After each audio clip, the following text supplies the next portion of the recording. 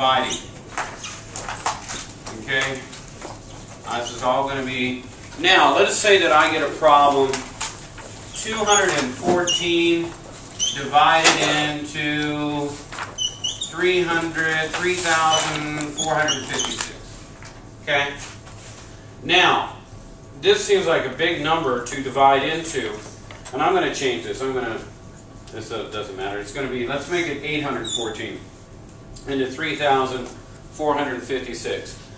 Now, this looks like a very hard problem to come up with what you divide by, but there's a simple rule that you follow.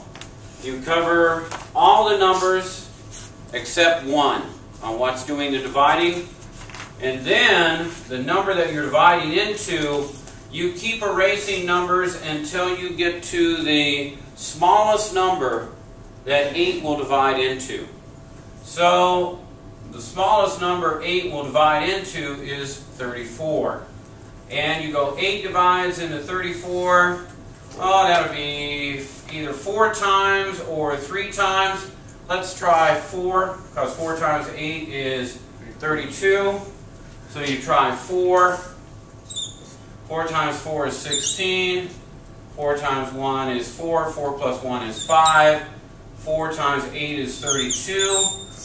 And you found a quick and easy number that that you can use when you don't have a calculator. You can use this method when you don't have a calculator. That's a quick and easy way to find a number. It's either going to be the number itself that you come up with, or usually the number by. All right, 2 will divide into any even number. 2 will divide into any even number. And it cuts that number in half.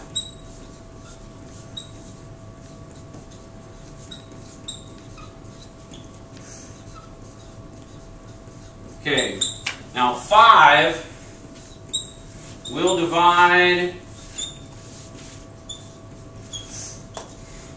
into any number that ends in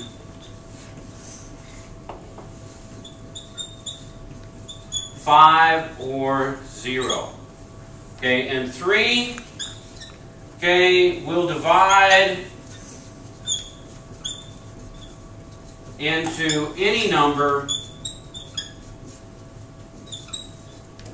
whose numbers add up to a number that is divisible by 3.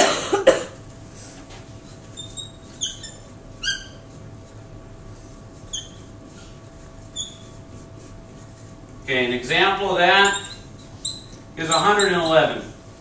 Okay, you want to know if 3 will go into that? Add these numbers together. 1 plus 1 is 2. 2 plus 1 is 3. Okay, if 3 will divide into 3, then 3 will divide into 111. It doesn't matter the size of the number. If I give you 5,221, and if you want to know if 3 will go into that, all you have to do is add the numbers up. 5 plus 1 is 6. 6 plus 2 is 8. 8 plus 1 is 9. Okay, if 3 goes into 9, then 3 goes into 5,000. Think about the 2-3-5 method. It'll work for about 90% of the numbers that you need to simplify, but beware of the 10% that it does not work for. Okay, now ways to arrive at the least common denominator, or the LCD. Now let us say that I get a problem like 3/5 plus 7/8. All right? Now I cannot add those two numbers together unless I have a common denominator. Okay, so I can use the cross multiply method.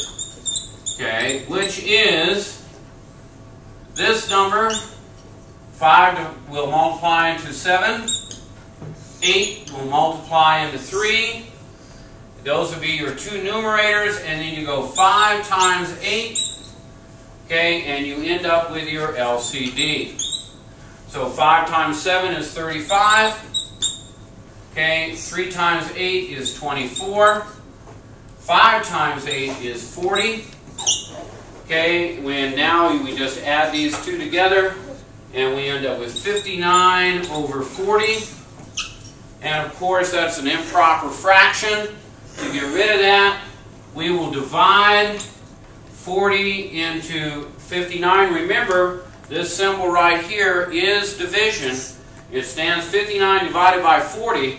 So I leave this form of division, and I go into the box form of division, which allows me to quickly arrive at what I want.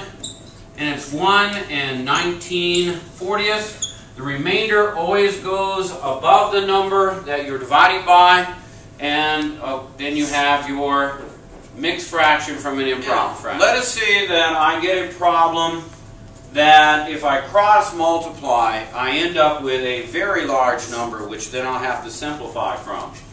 So instead of cross multiplying, what you can do is quick factor.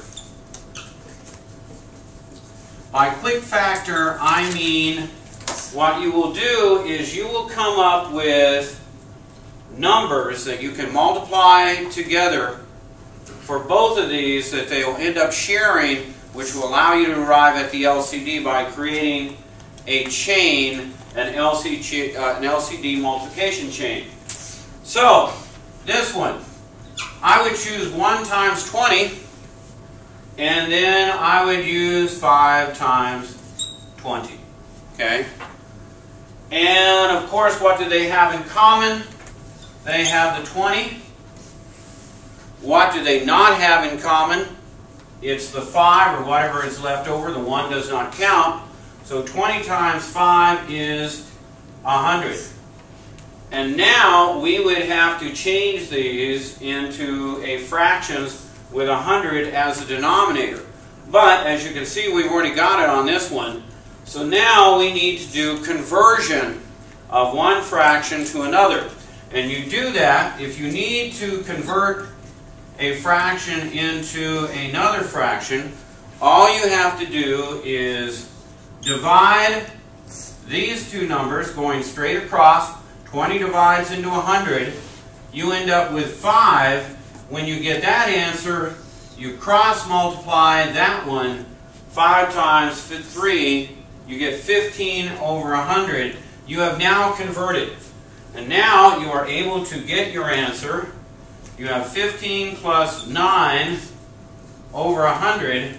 You will end up with 24 over 100. And of course, using the 2, 3, 5 rule, these are both even, so you divide 2 into both of them, cut them in half, 12/50. They're still even, so you cut them in half again, 6/25. And if you use the 2, 3, 5 rule, that's as far as you can take it.